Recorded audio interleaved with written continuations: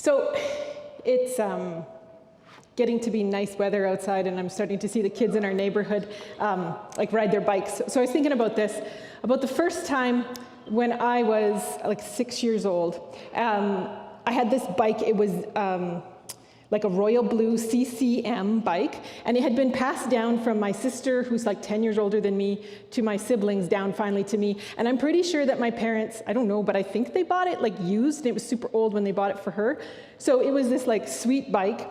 And being the littlest in the family, like everybody had these really cool, you know, those ones like the road bike things. Anyway, they had those, or mountain bikes, whatever. I had this one that you did like this when you drove, and sitting straight up, like it's, yeah. And finally one evening, my dad said to me, why don't we go take the training wheels off? And that was the way my dad was. Like, he wasn't like, okay, sweetie, you can do this. That wasn't my dad. He was the kind of guy that would just kind of nonchalantly go, why don't we just take those training wheels off? You could probably do it. So I was super excited. So we get out there, and he's got his wrench out. We do it. I go back and forth a little bit on the street in front of our house, and I got this. And I am such a big kid.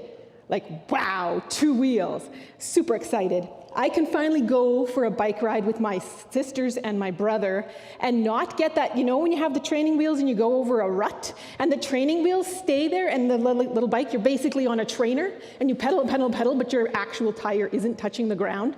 And then your sister rolls her eyes because, like, you're 6, so that means she's 16, and she's like, oh. And then she like drives up and just, poof, and away you go. So this was a big deal for me. And our town, if you looked at it from the air, it would look like a tic-tac-toe board. Like there was 2 streets going one way and 2 streets going the other way, and that was Benalto, Alberta. So our house was at the top of a hill, because Benalto's getting close to the mountains, so there's hills. So our house was at the top of the hill, and then at the bottom, 2 blocks away, were the big grain elevators, the big gravel road where the grain trucks would come in to take the loads of grain there, and that was down a steep hill. So we were driving around. We get to the top of the hill, and we are going to go down. So we're all heading down, and I am exhilarated. This is the best thing ever. I'm sitting on my bike going as fast as I can, faster than the wind. I'm just like such a big kid. This is amazing. I'm unstoppable. Actually, I am unstoppable, because I don't remember how to stop. Because you have to pedal backwards, but I didn't know that. And I can hear my brother and sisters yelling behind me, like, pedal. I'm not hearing the backwards. So I'm just holding on for dear life as I go down this hill. But I'm so excited because I'm on a 2-wheel bike and I haven't fallen down. And I get to the corner where the gravel road goes, and I turn my bike, and the bike goes this way, and my body goes that way, and I end up sliding down the gravel road with like little stones getting embedded into my arms as I go. And I didn't care. I got up, and those grazes were like battle scars, because I was a big kid. And the possibilities are endless. Do you remember that feeling when you're little and you're growing up and all of a sudden you're a big kid? Maybe it wasn't to do with biking, maybe it wasn't a crash, and maybe you weren't 6, but do you remember that feeling? I noticed this, and especially this time of year over at West Park, the 4-year-olds in preschool just want nothing to do with preschool because it's all about kindergarten and Mrs. Gunther. And the grade 8s, they don't want anything to do with grade 8 anymore. It's high school is coming. And the grade 12s, they're just done now. And they just want to be done now.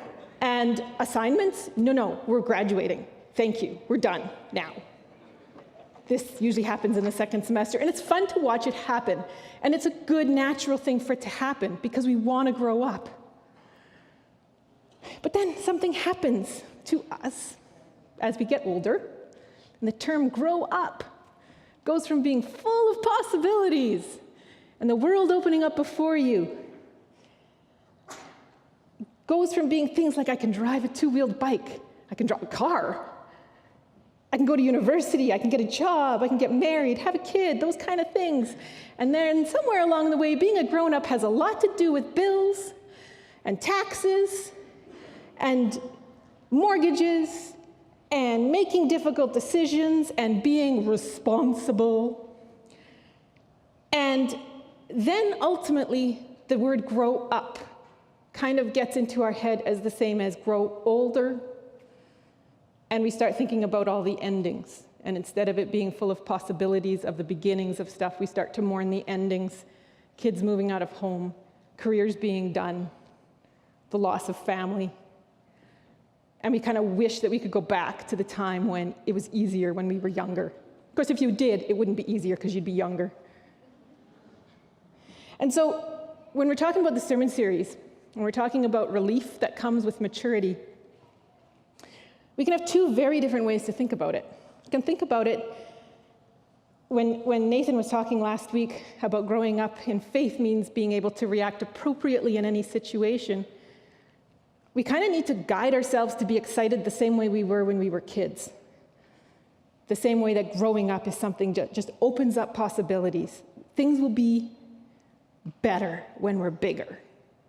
And the reason for this is really clear, because if growing up physically for us at some point is about endings, and that is something that we mourn, then when we're talking about growing up in our faith, it isn't about endings. It's about beginnings, and there aren't endings, because there is no end to growing up with God. There is no goodbye that's final. There is none of that. And so what we need to do as we talk about these things, and as we see what Paul is saying in the book of Colossians, we need to embrace that and see that maturing and that relief that comes when we move from things that are shallow to things that are deep, from chaos to order, from fear to freedom, from a me-centered mindset to a we-centered mindset, from selfishness to thankfulness. And we need to see how exhilarating that this is growing up, getting big, making things make sense, the same kind of way that we thought about it when we were 6. And so we're going to take a look at the book of Colossians. And the way that it would have been given to the people back when they first heard this, back when Paul was writing this, is it would have come, he was in jail and he was writing it, and so it would have come to the people to be read in church. And their churches would have been more like our house churches, it'd be a smaller group of people, but we can still pretend that we're hearing this the same way that they would, and kind of put ourselves in there and kind of start thinking the way that they would have thought. They would have read the whole thing from start to finish, so they would have read 1 and 2, and now we're getting into 3. So we can pretend that maybe we've just had a long coffee break between 1 and 2. Now we're getting into chapter 3. Here's what it says. Sorry. Since you have been raised to new life with Christ, set your sights on the realities of heaven, where Christ sits in the place of honor at God's right hand. Think about the things of heaven, not the things of earth. For you died to this life, and your real life is hidden with Christ in God. And when Christ, who is your life, is revealed to the world, you will share in all his glory. Oh, this is good news. This is awesome. The stuff that's happening that's bad in my life isn't my real life, and my real life is hidden with Christ in God. So this is great. And if we were hearing this for the first time, and if we had just heard Colossians 1, then we would be reminded that Jesus reigns over governments, he reigns over powers and structures and institutions. And basically what Colossians 1 tells us is he reigns over everything that you can see and everything that you can't see. And he's actively working towards the reconciliation of all things to himself. And you are part of this as his follower, as his child. And that this is the reality even when it doesn't feel true. So just imagine that as we're reading this, there's this guy at the back and he kind of puts his hand up and he says, so this is really good, but what am I supposed to do about it? But Paul has anticipated this question, and so he goes on. Next verse. So put to death the sinful earthly things lurking within you. Have nothing to do with sexual immorality, impurity, lust, and evil desires. Don't be greedy, for a greedy person is an idolater, worshiping the things of this world. Because of these sins, the anger of God is coming. You used to do these things when your life was still part of this world. But now is the time to get rid of anger, rage, malicious behavior, slander, and dirty language. So the guy in the back that had his hand up kind of puts it down quickly and is like, oh, okay. But let's take a look at this. The stuff that Paul is talking about specifically here, like the sexual immorality and that kind of stuff, that's specific to Colossians. We know that there's stuff that we all struggle with, and maybe it's not those things. So instead of worrying about exactly what sin Paul is talking about, let's just look at the overall of what he's trying to say. And I think it's interesting, Paul's use of the language here. So he's pretty intentional about his language. Oh, thank you. He's pretty intentional about his language here. So let's look at why he's using the language that he is. First, let's look at what he is not saying. The first thing that he's not saying is you need to put away these sins lurking inside of you so that God will love you. He's not saying that. That doesn't come up. He says you do that because God loves you. And that's a very different thing. You're not doing things. He's not calling us to do things to earn God's favor or God's love. And that's important.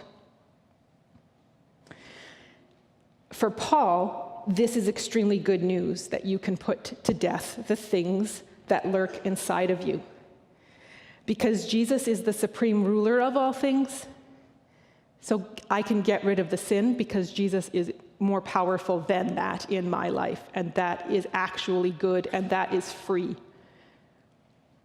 The second thing he doesn't say is try really hard to work on things, or fake it until you make it. Work to come to terms with the things that you struggle with. He's very intentional about the language he's using, and he's using very violent language. He says, kill it, put it to death, murder it, stab it. We don't manage them, we kill them. We don't struggle with it, we kill it. And then further on in verse 11, we read that he says, and do it when things work out for you in your life, when stuff's a little bit easier, when your finances are figured out. No, he doesn't say any of that. He says, and do it now. So you kill those things, and we kill it now. What Paul is presupposing, what he's figuring out already, what he understands, is that God on your side means that you can kill anything that is in your soul, lurking, that is evil. What he's saying is that if you have something inside you is bad, Jesus can help you overcome it. Jesus has already overcome it. And then he talks about what we actually have to kill. And I think this is interesting too, because it's not just actions that we do that cause issues here. It's the motivations behind them. It's the things that lurk deeper. So the examples Paul uses, he says sexual immorality. But what that's actually doing is belying a heart that's impure and has evil desires to use people, to abuse things, to make things that aren't the way they should be. Idolatry belies greed. And then he goes deeper with things like anger and rage, malicious behavior, slander, dirty language. Some of those things, it seems like they might be really on the surface. But think about how malicious behavior, if it's really covered up and it's just kind of seeping right down deep in our soul, it can look like concern, but I just have to tell you all of this stuff about somebody, and really I'm being malicious, but I'm sounding like I'm concerned. He wants us to go deep, not just on the surface. And it's the deep stuff that lurks that needs to die, according to Paul. And just remember that all of this is within the context of Jesus being more powerful than the evil that lurks within us, inside of us. So I was reading through this, and I was thinking of examples and trying to come up with some ideas. And the best example kind of just hit me. And I think it's probably because of the stage of life that our family's in. Well, it definitely is. And it's kind of perfect, so I'm sorry, it's a little slightly off color, but I think you'll you'll understand why I think this is a good example. Have you ever tried to potty train a child? So I love my daughter, and our daughter is 4.5 or 4 3/4 technically, I guess she'll say. So we don't have a ton of experience in parenting, but this is by far the hardest thing that we've ever had to do as parents. I mean, like nothing else was harder than this. This is just ridiculous. She's a smart kid. She's really funny. She's pretty cool if you know her. She's a good mix of Kevin and me as far as her personality goes. She's really curious and she's really personable. She'll chat with anybody if you want to have a conversation with her. And she's headstrong. And part of what makes her really cool is she's really internally motivated. So she's not really easy to bribe, we discovered. And she has a mind of her own, and she's also always a negotiator. So as soon as you say, like, Alethea, can you stop? Before she says anything, it's always, but, and then she has like a comeback for you as to why she should be able to continue doing what she's doing, but we can have a discussion about it. And so she's not really easily swayed. And this is awesome most of the time. I mean, we have great conversations with her about lots of things, but this one really thing of potty training caused, it would be fair to say, a bit of friction in our relationship. Like, we struggled for this to happen. We watched our friends who have kids the same age, and we're going into like the 2-year-old class, and they're like, oh, honey, do you need to go to the potty? And we're like, don't even talk about it. In we go. And that wasn't our reality, that she would do that. Kevin took it on for like a summer. He was off of teaching school, and I was more at work, and so he was doing that. He kind of got to the point where he didn't want to go out of the house with her because he was afraid of what might happen. So they spent a lot of time indoors that summer. Nothing. I tried for a whole year when I was on maternity leave. Yeah, nope. I asked people who had old kids, I asked people who had kids the same age, tried what they said to do, nothing. I went on Pinterest. I did everything they said what to do. Nope. I tried everything that they said not to do, except for hitting her. Nope. We actually had quite a few people who were like kind of invested into the training of Alethea saga. The people at work would come up to me like, how is it going? Like, don't want to talk about it. And then they would say, well, have you thought of this? And I was asking my cousin, or I was asking my daughter, or I was asking these people. And so we had like this whole community of thing going on about how to psychologically and whatever head shrink this child into thinking this was a good idea, and nothing. And here's an interesting part that would happen. There was a little bit of tension, a little bit of angst sometimes. She'd go to preschool or she'd go to Sunday school. And on the surface, she looked like everybody else. She was cute, had the cute little outfits and everything. And then all of a sudden, something would happen that would belie the truth that was underneath, that she did not smell like everybody else. And that meant she was not maturing the way that we wanted her to. So finally, when she was 4, she and I were having a discussion this past Christmas. And we were talking about Christmas presents, and I was changing her diaper, and I was angry and frustrated and tired with it and desperate. And so what I said was, do you know what I would like for Christmas? And she says, what? And I said, I would like to never change another one of your dirty diapers again. I said, when you're ready to give to give me that gift, you can take all of the diapers that you have and you can put them in the garbage, and you can say, I'm done with diapers and I'm ready to put on my big girl pants. This isn't even listed in not to do this at Pinterest. Like, nobody says to do this. Anyway, I was just desperate. But she looked up at me with a great big smile on her face, and she says, okay, I can give you that gift. So she ran into her room and she found all of her diapers, all of her brother's diapers, every single diaper that she could find from every single diaper bag in the house, and runs and throws it in the garbage. And this is one of those great parenting moments when you're a parent and you're like, didn't see this coming. Not sure what to do with all of the fine diapers that are now in the garbage. So when she wasn't looking, I went and got them all out because I'm like, I don't believe this is actually going to happen. And but what I had done out of sheer frustration, because it was something about getting bigger, she did out of just exhilarating excitement. Kevin came home a little bit later, and she runs up to him, and she's like, I don't need diapers anymore, Dad. I threw them all out. And he's like, oh. And she put her diapers to death, and she did it now. And that action reached all the way into her soul. And from that moment on, she was trained. Yeah. I think I should write like a Pinterest post about how to train your child now. Please make my life easier, child, and do it for me. But the thing that was different with her is that in her head, when she had little accidents, and she's had accidents, they weren't defeaters. Where before, every time she had something like that happen, she'd be like, I guess I'm not trained. I guess I just will go back to wearing diapers.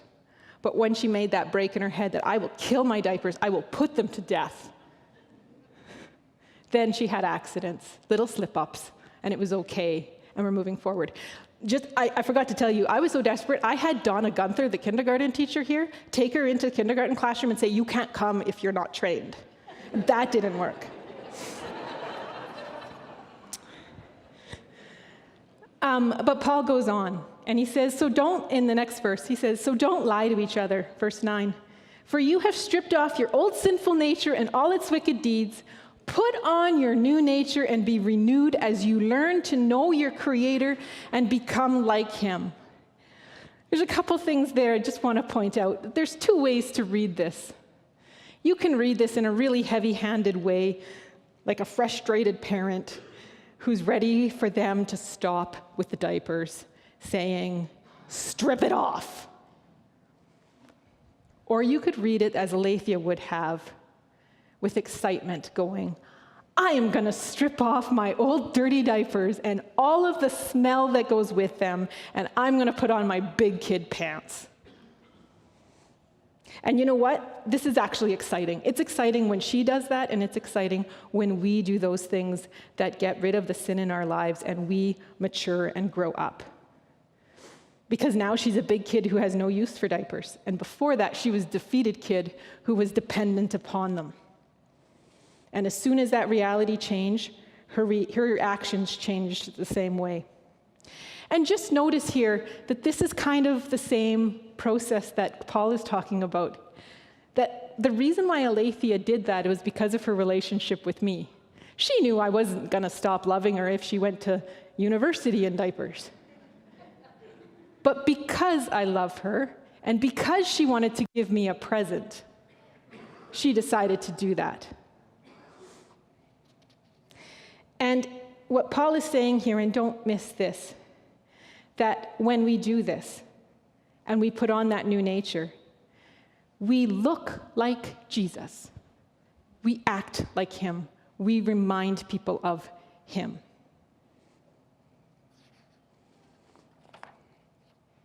So when we want to put to death the sin in our lives, we need to use the same kind of strong language. I was thinking about some of the things, not necessarily the sexual immorality stuff, but maybe some of the other stuff that kind of seeps in, where we're in situations and we end up putting people down, or we end up saying things that we don't want to say that hurts people to their core, because we can stab like a knife in with some smart language or something like that. We don't say, I will stop treating people like garbage 50% of the time. And Paul doesn't call us to say, I'm going to try. What he says is that we make a declaration and say, I will no longer treat people like garbage. I will honor them as being made by the God who loves them and loves me. They are my brothers and sisters, and I will put to death any actions or feelings or anything else inside of me that causes jealousy, fear, hatred, or anger towards them. I will honor God with my time, my money, and myself. And I will put to death my selfish nature and allow God to show me what I'm worth, because he made me and he knows me, what I'm worth, more than anybody else does, including myself. Or I will stand up for the hurting and the broken, because I worship a God who laid down his life for me and for them, and I won't look away. So, getting back to Colossians, there's a pattern that's going to emerge, and we're going to go back to the first part again. Paul tells us something about Jesus, and then there's the kind of question, what do we do about it? Now he's going to tell us something about Jesus again. And here's where we are in verse 11. He says, in this life, it doesn't matter if you're a Jew or a Gentile, circumcised or uncircumcised, barbaric, uncivilized, slave or free. Christ is all that matters, and he lives in all of us. So what Paul is saying here about Jesus is not only is he completely supreme in his rule and reign over everything in the world, but there is absolutely nothing that can separate you. There's nothing that can come between you and the fact that Jesus lives in you. There is no color that your skin can be that would separate you. There is no family of origin that is too screwed up. There is no decision you have made or any action you have taken in the past. Absolutely nothing can separate you from him. And because of that, there's going to be the what do we do about it? And where the first time it was kind of what do I do about it? I get rid of the sin that's lurking within me. I kill that. Then what Paul's doing now is he's going to talk about us as a community. What do we do about that? And here is what he says in verse 12. Since God chose you to be the holy people he loves, you must clothe yourselves with tender-hearted mercy, kindness, humility, gentleness, and patience. Make allowances for each other's faults and forgive others. Above all, clothe yourself with love, which binds us all together in perfect harmony. And let the peace that comes from Christ rule in your hearts. For as members of one body, you are called to live in peace and always be thankful. So after he's given us a list of things to kill, now he's giving us a list of things for us to have it replaced. Now we need to be defined by love and ruled by peace. But notice his language here again. He doesn't say, try really hard to be peaceful. He's presupposing that Jesus and his peace are powerful enough to enter your life should you let them. He doesn't say work really hard to be these things, kind and humble. He's saying you put them on like clothes. And getting dressed isn't a chore. Doing the dishes is a chore. Cleaning the bathroom is a chore. Getting dressed isn't. This is something that we do. So it's not a heavy-handed thing. And then he goes on and he says, let the message about Christ and all its richness, fill your lives. Teach and counsel each other with the wisdom he gives. Sing psalms, hear spiritual songs and hymns to God with thankful hearts. Now this sounds a little bit quaint. Let the message about Christ and all its richness fill your lives. Teach and counsel each other with wisdom, and then sing with thankful hearts. Sounds a little quaint as far as what to do and the way to kind of end this section. But I think it's good to look deeper at what he's actually saying. And I also feel that I need to redeem my daughter a little bit after telling a really ridiculously embarrassing story about her. So I'd like to paint you another picture of her. This is kind of an interesting time in the rhythm of a school life. My biggest role here at PAC is working with the teachers at West Park. And it's always funny this time of year. I think it's probably I'm more philosophical about it because Alethea is starting the process of doing her kindergarten interview next Thursday. But we're in a time and in a season in the school where we see lots of beginnings with little 5-year-olds coming in for their kindergarten interviews. And then we're seeing a lot of endings with the grade 12s who've come through the school and they're now graduating and going on to university or whatever else they want to do. And so I've seen this maturing, this process that happens being part of the school. And so I think about what is in front of Alethea as she comes into West Park and starts growing up here more than she already has been. So in about a year from now, there's going to be a little ceremony in this room, and she will graduate from kindergarten. Here will be parents and grandparents in the audience, and Alethea and her class will come walking down the aisle, and they will be singing a song called "We're Following Jesus." Alethea will have a little graduation cap on, and it'll be made out of construction paper, and in glitter it'll say Alethea along the top. She'll be wearing a fabulous dress with as much jewelry as she can get away with. And she will sit along here with her friends, and Mrs. Gunther will be about here. I've seen a few of these now. She'll be about here. And Alethea will come to the microphone, and she'll say something like this. "My name is Alethea. My favorite color is pink. My favorite station is dress up. I like to read. When I grow up, I want to be an astronaut." And the crowd in the audience will be full of awe. How cute. But then Alethea will continue to be part of this environment, where, as Paul puts it, the message about Christ and all his richness and fullness will fill her life as she's here. And things will happen to her, and she will grow and she'll learn, kind of like maybe you've heard about the project that our kindergarten to grade 6 kids were involved in these past couple of months. It got a little bit of attention on Portage Online and on the news. So each grade from kindergarten through grade 6 adopted a city councillor for the last couple months, and they were praying for them and asking God what he would say to them, to the city councillor. And then each grade constructed a little present for their city councillor. And then the grade 4s, they learn about government in their social studies curriculum, so it made the most sense for them to go to City Hall, and they presented the gifts. They prayed for our city, and then they prayed for the council members in their council chambers. This is the kind of environment that Paul is talking about here. For a few of our city councillors, they saw what Jesus looked like when they saw our students. This got attention because of the public nature of it. But this type of thing goes on every day at West Park, and Alethea will be part of that environment. And then when she's in high school, she'll be able to get to go to Mexico, and she'll share her experiences at a coffee house like we're having tonight. And then in about 14 years, there will be a big ceremony here. Again, this time the gym will be packed. There will be grandmas and grandpas and aunts and uncles and the mayor and the MLA and a representative from Manitoba Education. And this time, Alethea will be dressed in a different fabulous dress with probably as much jewelry as she can get away with. But over top of it, she'll have a black gown, and it'll have a royal blue West Park stole on the top of it. She'll have a black grad cap and a tassel with the numbers 2031 dangling on the top.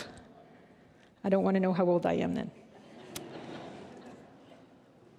She'll be led down the aisle by her teachers, all of the teachers at West Park, and the administration will be dressed in the same kind of black gown with the hood that represents their highest level of education. So Alethea and her classmates will start to look like the teachers who have taught her. They will lead her class to the front of the stage, and at some point, someone from West Park will be standing at a podium here and will say something like this: Alethea Helen Prairie Stoesz. Alethea is graduating with a West Park diploma and a Manitoba diploma. She's graduating with 35 credits. Alethea has plans to go to Ambrose University in the fall and earn a Bachelor of Science degree in biology. And this time, the crowd will be full of wows and how stunning. And here's the part that's important. Alethea won't have had to do anything to try and change from being a 5-year-old, impetuous, headstrong, newly potty trained, chubby-cheeked little girl to being a confident young woman who is 18 and ready to take on life. She won't have had to try. She will have just grown up because she's been in a rich environment that has allowed her to grow. Now we know this is going to happen because she's in a rich environment that allows her to grow physically. And because she's been at school, she'll have all the knowledge she needs for any academic pathway that she wants to go on, because the curriculum in Manitoba is designed to move with kids and the way they develop. She will have wisdom and character developed because as she goes through difficult things, she has godly mentors building into her life. And according to all statistics that are out there, she will leave here and step out into a hope-filled life full of joy, ushering in God's kingdom. And if she tries to think about how she does it, she won't be able to put her finger on it because she will have caught it in the environment that she's in. It's nothing somebody has sat her down and said. It's effortless to grow up. It's about where you put yourself. It's not about a checklist of chores to do. So there's times that we talk about maturing as training, and we talk about taking on little tasks incrementally bigger and bigger and bigger until we can do something big. And there's a place for that. But what Paul is talking about here is our life being hidden with Christ, being mature in an effortless kind of way. There doesn't take effort to grow if you're in the right environment. You know this about that physically. If you have food, water, and oxygen, you will grow up as a child. But if you don't receive food, water, and oxygen, growing up is impossible. So growing up spiritually is impossible if you're not, according to Paul, drenched in Christ's message, living in community, worshiping God with thankful hearts. It's the kind of environments that we have here at PAC. So in kids' church, for an hour every week, the kids there are entrenched into an environment that says you're valued and valuable. And you can make a difference as we start to pray towards what Portage would look like once it's redeemed. Each week, the kids hear Christ's message. Each week, they live in the community with their peers. And each week, they spend time worshiping God through singing the same songs that we sing here. The environment at West Park does that too. We work to show the kids that everything in the Manitoba curriculum actually points to Jesus and his world. The idea that if you study anything, you're studying something God made, and therefore you're studying the Creator himself. That points to the message of Christ. We live in community inside the school and inside the town and in our zone for athletics. And then we also focus on worshiping God both inside the classrooms and in larger chapels. And the environment at house churches are the same. House church says, let's grow and do life together, focusing on the message of Christ. Well, that would be our up weeks. Focusing on one another. Inside of our house churches, that's a side week. Within our regular community context, that's a down week. And practicing thankfulness, well, that would be a party week, wouldn't it? We've been tracking with Alethea and her graduation, but there's a more important graduation of sorts coming when you're going to hear Jesus, who is the supreme ruler of all things, reconcile you to himself, and you will hear him say, "You are mine, and I dearly love you." Because at the end of the day, it's not about a list of things that we have to get right. It's about a supreme Jesus who has the power to overcome and kill the evil lurking within us until we resemble him. At that moment, when Jesus looks at you, he will say, "Well done, my good and faithful servant. You remind me of me. You look like me." And so at the end of it all, we have Christ, the one who raises us to have life with him, the one who works in us to kill the evil, and the one who raises us to serve one another as we mature in our faith. And so this morning, we have the chance to focus on him and actually to feast on him and all of the things that he brings us. And so we're going to go into a time of communion. The band will come up, and there'll be a slide on the screen, and you can come up and get the cracker and the juice, and then we'll go through communion together. I think it's interesting that we this morning are talking about wanting to look like and grow up to be like Christ, and then we are doing something as a community that lets us dwell in his message and work with one another, and then with thankful hearts worship him. And when we do that, we as a community look like him. So on the night in which he was betrayed, Jesus took the bread and he said, "This is my body, which is broken for you. Eat it in remembrance of me."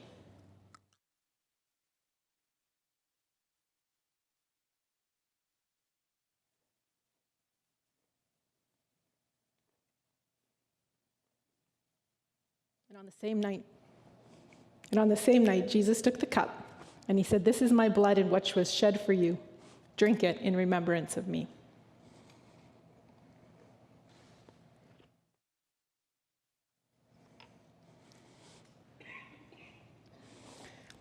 You can have a seat for a bit.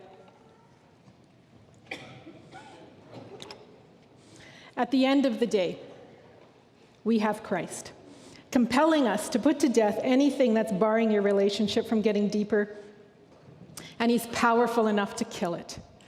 Here is Christ standing with open arms saying, "I can see myself in you with each step you take closer to him." Here he is filling you and maturing you. And so if you feel that you need to encounter the Jesus that is calling you higher and is strong enough to pull you up, then when the prayer team comes up, they're waiting to pray for you, and you need to come and pray for them.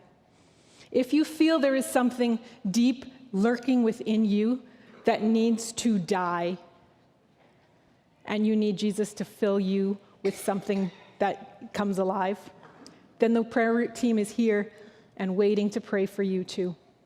And if this morning you need to be reminded that this is not about things that you have to do, you need to be reminded that this isn't a task list. This isn't a heavy-handed command to grow up. It's simply the excitement of a good father cheering you on and waiting for you to look more like him. Then the prayer team is waiting for you to come up and pray too. Because this is the truth. The God who is asking you to change is strong enough to make you change. And he is offering to help you change. And all that you have to do is to let him, is to come and receive it. So we will do our ending the way that we do on all Sundays. So if you can stand, and I will give the benediction. And then the prayer team will be here. And if you need to come and pray with them, that's what they're here for. And they want to pray for you. They're waiting to pray for you. And now, may you know joy as God, your true Father, shows himself clearly to you as you seek him. May you feel him near and be filled up with his joy and peace, now and always. May the lost become found as they see Jesus lifted up in your life. Amen. Have a great afternoon, everybody, and we'll see you at 7.